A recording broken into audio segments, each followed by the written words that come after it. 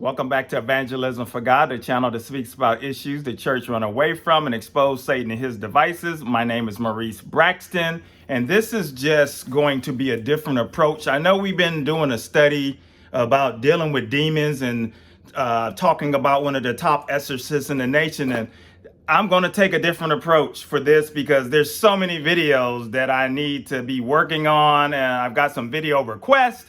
I've got some very interesting videos, but I'm going to come back to this study. But remember I told you when we started this study that I want to share with you how Bob Larson, how he played a role in my life.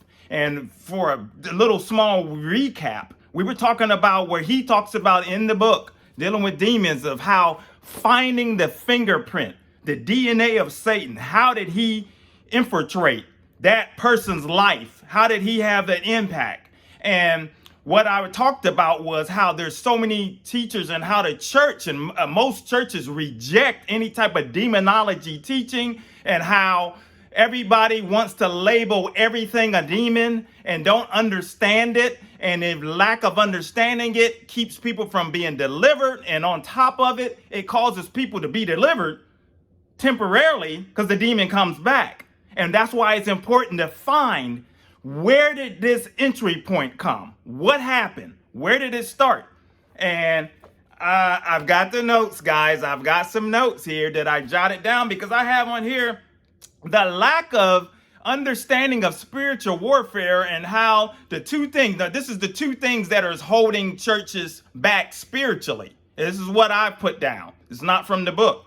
The lack of understanding of spiritual warfare and how evil and demons work. That's one. Number two is the lack of understanding of mental health versus the demonic, because everybody wants to label everything demonic when it's not. And then I have in here, it's important, and I just discussed that, how it's important to find out, how did the demon enter? How did he take hold of that person's life? How does he influence in that person's life so that they could be set free and that demon does not come back? You know, whatever is addiction. And in the book, he's talking about several points that you need to try to find out through interviewing, basically. It's not standing up, as I talked about, throwing the holy water and casting out a demon and that's it. It's more to it, because Satan is subtle. Satan operates subtle. He knows that he's not going to just be showboaty and I don't know if that's a word, but showboating to have him to be recognized, because he know he could be possibly cast out by a spirit-filled believer. But, you know, one of the points we talked about was age. If a person, age, when you're younger, you're more risky. You play around with things, sex, drugs, occult, and you get involved with things, and then that leads to possible demon having a control in your life. And then as you get older, and it gets more difficult. And I talked about how walking into a wilderness, and that's how it is. The further you go, the more you are unable to see, and that person's hard to be delivered. But I'm going to pluck out just a couple of things more that he talked about, and then I'm going to share my story real quick of how he played a role in my life. Now, he talks about marital status, how marital status is important to find out, is that a fingerprint? Is that part of the DNA of a demon coming in and having playing a role in that person's life? What does he mean? He's talking about if you're, your 30s, 40s or so, 50s, did you choose to be single? Did you choose to be? And there's nothing wrong. You're healthy, emotionally, spiritually, but you just chose to be single. Or are you single because your fear of rejection, fear of you went through some type of abuse, and you got some other things going on, so you do not want to latch on to anybody. See, that right there, that's a DNA print, that a fingerprint that you might need to explore further. And then he talks about, what is the other point? He talks about, let me go to the book. Give me a second. I'm drawing a blank. He talks about, talking about the extended family and your family and how you were raised and what's going on. It's because, and I'm going to show you how this plays a role, because he's talking about how most churches in the United States reject generational curses. But when you get to South Asia and India and other parts of the world, it's not so. Because here in America, we've had 400 years plus of Christianity and teaching and stuff. But now New Age and all of that has infiltrated America and is starting to drift that way. But other nations around the world believe in generational curses, and a demon can latch hold of your family. And then I don't know if any of you know some families where it seems like it's this turmoil after the same old things. Turmoils, the daughters are same old things going on with them, same old things with the guys, and abuse, promiscuity, this, you name it. And that's what we have. But these are important things, and now let me share the story, because we'll get back to some of these points of how, because there's a reason you play around with Satan enough, certain ways, or not aware of it, he will come in and you find yourself addicted. You'll find yourself doing things, thinking certain ways, and wonder why you can't break free. Find your fingerprint. And now, I made a video when I first started this channel trying to figure out how to do this channel and find my niche and do whatever. I shared a story, but I'm going to show you how it relates to what we're talking about. My father practiced a false religion. My father was in the Nation of Islam. For those of you who don't know, Nation of Islam is a sect that's broken off, basically part of Louis Farrakhan is still the leader. He's the leader, and he's has preached hate over the years, hate for the Jews, hate for white people, and this is a evil. They're responsible for killing Malcolm X. Another once the light was shedded to him that this is not what true Islam it was about all of this hate, and then they murdered him. My father was part of that. And another Muslim murdered him. And this false religion, I was going to be raised in this false religion. And when I was 10 years old, I had a dream about my father coming down from into the living room looking like an angel and acted like he wanted to share some things with me. And then I woke up mad because my dad never told me what he wanted to tell me. It caused me to get into the occult, looking for answers. And as you see, let me backtrack. After the death of my father, and when I came to Ohio, and I mentioned this in another video, at 5 years old, I was in the bedroom and I woke up in the middle of the night and I look in the corner of the bedroom and I just look up and there's this evil figure, this evil head, demonic figure was just looking around the room, and his eyes were just going back and forth, and it scared me to death. And I told my aunt, and she quickly, thank God, she was knew of a preacher and had somebody come bless the home. And you see, so that started at 5. See, in that because my father practiced the false religion is what opened the door for Satan to come into my life.